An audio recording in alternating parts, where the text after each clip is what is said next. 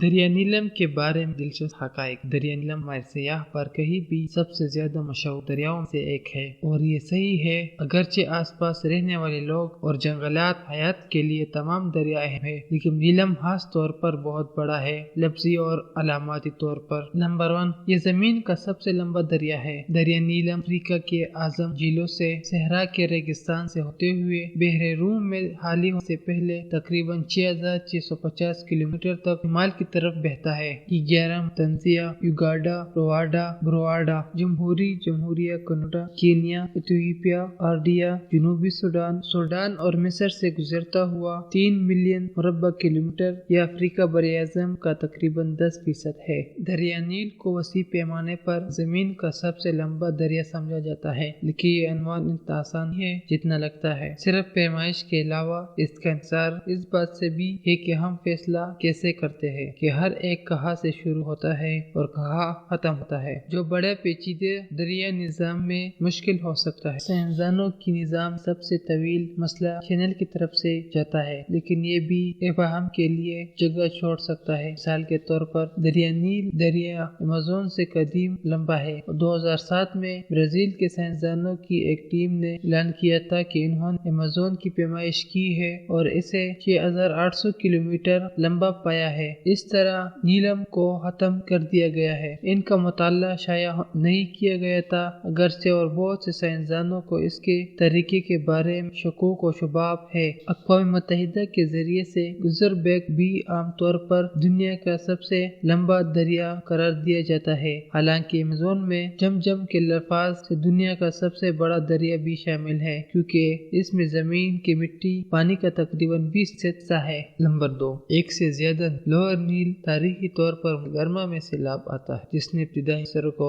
حیرت میں ڈال دیا ہے، خاص طور پر چونکہ جہاں وہ رہتے ہیں وہ تقریباً کبھی بارش ہوتا۔ تاہم اب بھی جانتے ہیں کہ مصر میں ایک دریا کے باوجود دریا نیلم کو جنوب میں بہت زیادہ بارش کی جگہوں سے کہلایا جاتا ہے، اور اس کا ہائیڈرولوجی کم سے کم 2 ہائیڈرولوجک حکومت کے ذریعے چلتا ہے۔ دریا نیل کے 3 اہم مواد سفید لا اور ابھرتا۔ وائٹ نیل سب سے لمبا کا آغاز سے ہوتا ہوا جھیل ویکنٹری، جو سب سے بڑی اسٹینڈرڈ جھیل ہے، یہ کنورین نیل کے طور پر ابتدائی ہے۔ پھر جھیل آربائٹ تک پہنچنے سے پہلے دلدل جھیل کلوگا اور مورچ آبشار کو عبور کرتا ہے، یہ آربائٹ نیل کے طور پر شمال میں جا رہا ہے۔ بعد میں جنوب سوڈان پہاڑ بن گیا اور دریائے گزر میں جاتا ہے، جس کے بعد سفید کہا جاتا ہے کہ یہ آخر کا حرم سوڈان قریب صرف نیل جاتا ہے، جہاں یہ نیلا نیل تا ہے۔ سفید نیل پورا سال مستقل طور پر بہتا ہے، جبکہ بلیو ہر سال گرمی میں اب زیادہ تر کام کچھ جنگلات پٹ بیٹھتا ہے۔ قریبی ابتدائی کے ساتھ ساتھ کا پانی ایتھوپیا کے پہاڑ علاقے سے آتا ہے، جہاں مونسون کے نہ ہونے کی وجہ سے دونوں دریاؤں کو گرما کے بہاؤ اور سردیوں دونوں مستقل پڑتا ہے۔ سفید نیل لمبا اور مستحق ہو سکتا ہے، لیکن نیلن ہر سال مصر پہنچنے والے پانی کا تقریباً 60% فراہم کرتا ہے۔ زیادہ تر موسم گرما کے دوران عبور و بعد میں دریا نیل کے کل بہاؤ کا 10% جاتا ہے، جن میں سے تقریباً تمام جولائی اور اکتوبر کے درمیان آتا ہے۔ یہ وہ بارشیں تھی جو مصر میں ہر سال دریا نیل میں سیلاب لاتی ہے، اور چونکہ انہوں نے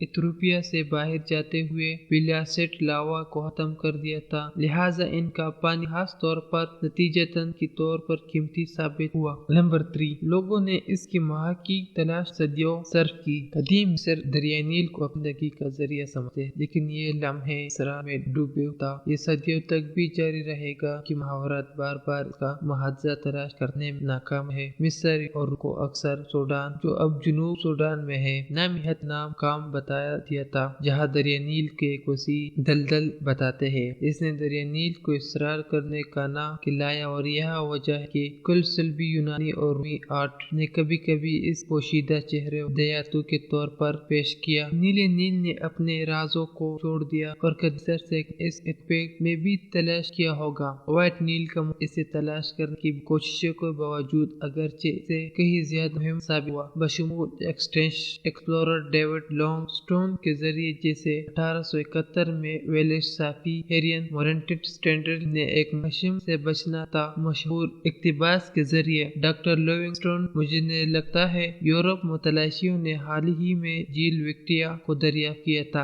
اور 1873 میں لیونگ سٹون کی موت کے بعد سٹینلی نے ان بہت سے لوگوں میں سے ایک تھا جنہوں نے مشرقی افریقہ گائیڈ اور ایکسپلورر سعید مبارک بمی کے ساتھ نیل سے اس کے رابطے کی تصدیق کرنے میں مدد کی تھی، تاہم تلاش اب بھی تک ختم نہیں ہوتی۔ وائٹ نیل جھیل وکٹوریہ سے پہلے شروع ہوتا، حالانکہ ہر کوئی اس بات سے اتفاق نہیں کرتا کہ کہاں ہے۔ دریا گہری ہے جو براڈن میں جھیل روی سے جھیل وکٹوریہ میں بہتا ہے، لیکن اسے بھی دو دیگر مائن ندیوں سے پانی ملتا ہے، روبن اور نیبرونگ جو جھیل روی میں بہتا ہے۔ نیبرونگ کو موبریو اور مونگرو کو دریا سے بھی کل جاتا ہے جو رانڈو کے نوگلو کے جنگل سے نکلتا ہے، اور کچھ لوگ اسے دریا نیل کے سب سے دور کا ذریعہ سمجھتے ہیں۔ نمبر 4، یہ مصر میں عجیب چکر لیتا ہے۔ اپنے زیادہ تر راستے کی ضد سے سطح دیکھنے کے بعد دریا نیل کے وسیع میں ایک حیرت انگیز موڑ لیتا ہے۔ آخرکار اس کی اہم مدتی کی ہونے کے ساتھ تھوڑی دیر کے لیے سوڈان کے ذریعے سے شمال کی طرف جا رہتا ہے، پھر اچانک مغرب کی طرف سے موڑ جاتا ہے اور سمندر سے دوبارہ بہنا شروع ہو جاتا ہے۔ یہ تقریباً 300 کلومیٹر تک اس طرف چلتی ہے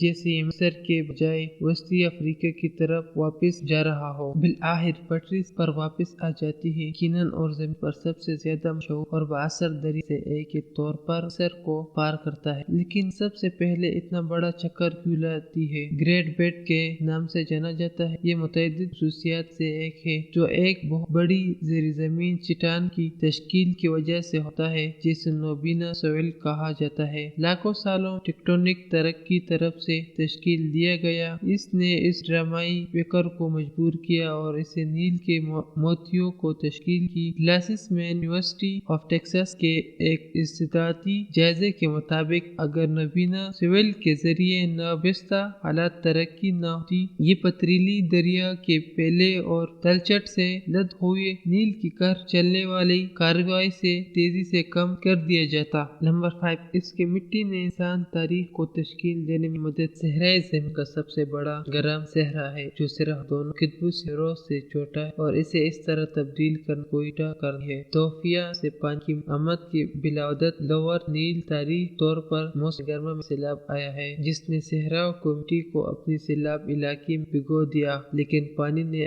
صحرا پر قابو نہیں پایا۔ دریا نیل ایک خفیہ جزیرہ بھی لے کر آیا۔ راستے میں جمع تمام تلچھٹ بنیادی طور پر ایتھوپیا میں بیسٹ سے نیلے نیل اور ابزور کے ذریعے سیاہ گند ختم ہو گیا۔ ہر موسم گرما میں وہ گندم سیلاب پانی مصر میں داخل پھر خشکی ہوئی جاتی ہے اور اپنے پچھلی ایک معجزہ سیاہ کچری چھوڑ جاتی ہے۔ مستقل انسانی بستی پہلی بار 6000 قبل مسیح کے آس پاس دریا نیل کے کنارے پر اور 2150 قبل مسیح تک یہ بستی دنیا کی پہلی تسلیم شدہ قومی ریاست بن چکی تھی۔ ایک پیچیدہ وسیع ثقافت تیزی طوال تیار ہوئی تھی۔ تقریباً 3000 سال تک سر بحر روم دی دنیا وچ سب تو اہم قوم رہے گا جو دریا نیل تو تحفے دے طور پر حاصل ہونے والے پانی سے زیر زمین تو یعنی اہم حاصل کر دی۔ مصر کو بالآخر دور سلطنتوں کیا اور گرہ لگا دی، پھر اس کے زوال کے باوجود یہ اب دریا نیل کی مدد سے پھیلتا پھولتا ہے۔ اب یہ تقریباً 100 ملین افراد کا گھر ہے جن میں سے 95% دریا نیل کے